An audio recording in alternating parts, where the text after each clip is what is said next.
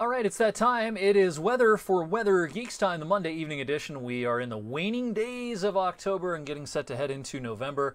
Halloween coming up in a couple of days. Lots of interesting weather to talk about this week, so let's get to it this evening. First of all, thanks to everyone who shared some nice pictures over the weekend, whether it be some cool clouds, some of the local foliage. I want to thank Corey in particular for sharing this picture on Instagram from his run, I think, in Mill Creek Park.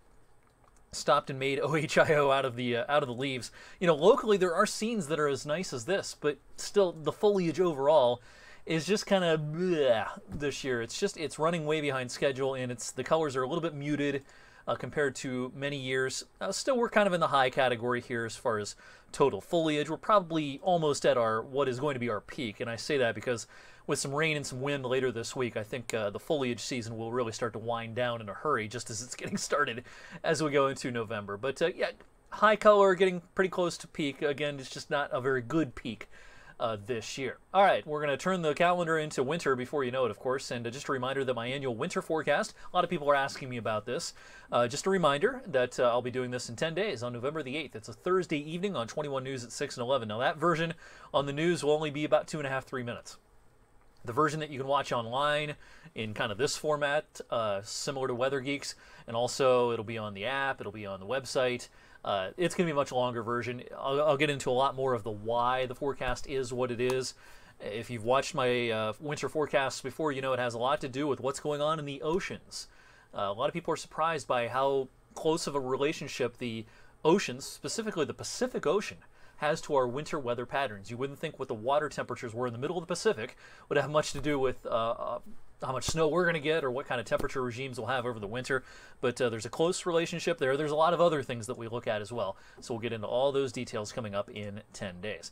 Today was pretty ho-hum. It was cloudy a lot of the day. We had some rain and some drizzle from time to time. And temperatures, as you can see, have hardly moved over the last 20 hours, basically holding steady in the mid-40s. But we did have some sunshine at the last minute today as these clouds cleared out during the last couple of hours of daylight from north to south.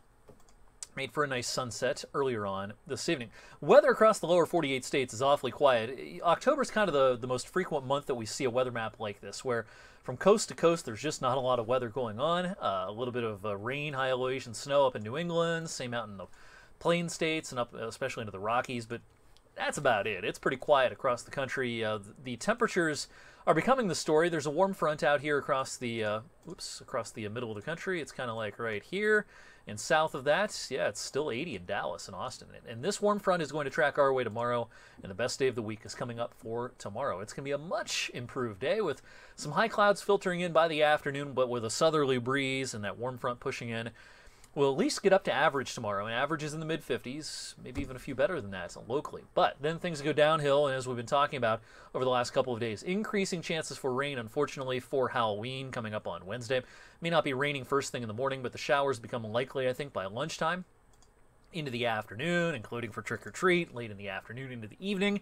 And then a wave of low pressure forms along our front, putting the brakes on the front, and another surge of moisture coming our way on Thursday. This is pretty much a washout, I think, on Thursday. It's going to rain most of the day.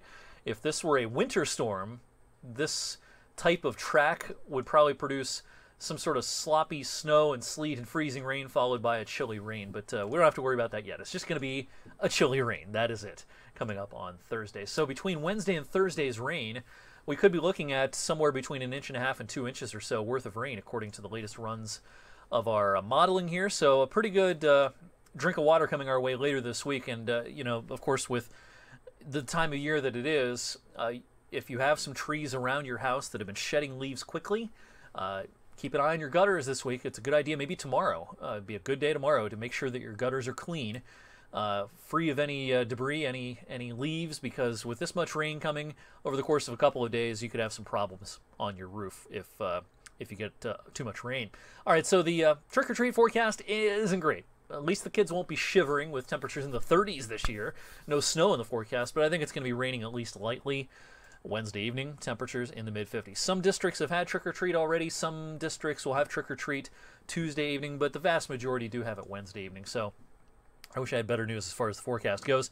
Our Halloween weather compared to the last several years, this is likely to be the warmest and wettest Halloween since 2013. Last year was cold. It was only 41 for the high. but it was a dry day. And we had temperatures in the low 50s in the afternoons in 2015 and 2016. So again, not especially cold, but not especially nice either. By the way, the wettest Halloween on record in Youngstown was in 1942, and a lot of people remember this one back in 1993.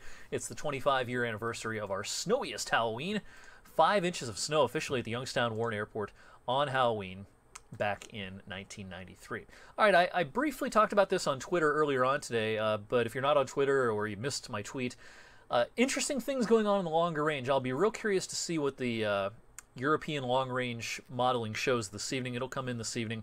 But the American version of that set of modeling, we call it the CFS, Climate Forecast System Model, it's painting a very mild picture now in November, especially the middle of November. It has a straight, just blowtorch pattern here from the second week of the month, maybe all the way through Thanksgiving. I don't know if this is the right idea yet because I would like to see some other information, but I'm leaning more and more towards the idea that November will be a milder than average month, and perhaps even a long stretch of weather that'll be warmer than a lot of October was. So that's on the table, but I don't want to forecast that just yet because it's a little early in the game, and I want to see what the European modeling shows tonight. I'll probably do a November forecast either tomorrow or Halloween evening. I'll give you a heads up as to what I'm expecting temperature and precipitation-wise in November. And again, winter forecast covering months of December, January, and February for temperatures. Our snow forecast is basically first flake to last flake. So as you know, it can snow around here into April. But the temperature forecast in our winter forecast is for meteorological winter, December, January, February, coming up in 10 days. Thanks for checking out the Monday Evening Weather for Weather Geeks video. I'll see you back here on Tuesday evening.